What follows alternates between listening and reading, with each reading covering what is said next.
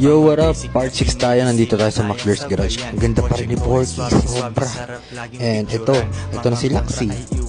Ganda niya, no? Sheesh, napakadambalasik niya. Kinabit na namin yung side mirror niya. Si Kuya nagkakabit ng bumper light. Papalitan ko rin yung wheels niya. Shoutout sa McLear's Garage dahil ginawa niya yung kotse ng father ko. Ganda.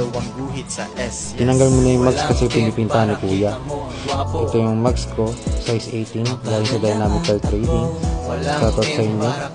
Kapal ng gulong ko, no? Parang pagmamahal ko sa'yo. Sheesh, charot. Pinaka gusto ko sa lahat-lahat yung binuhay niya yung logo ng Toyota. Pangat kasi dati yan eh. Sobrang ganda niyan talaga. Tapos ito na yung loob ko.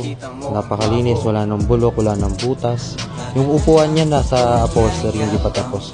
Bala ko nga yung racing seat yan eh. Isasakto pa namin yung tindig niyan para mas lalong gumanda yung height niya kasi hindi tabingi pa siya eh. Lapit na siyang lumabas, so stay tuned. Sheesh!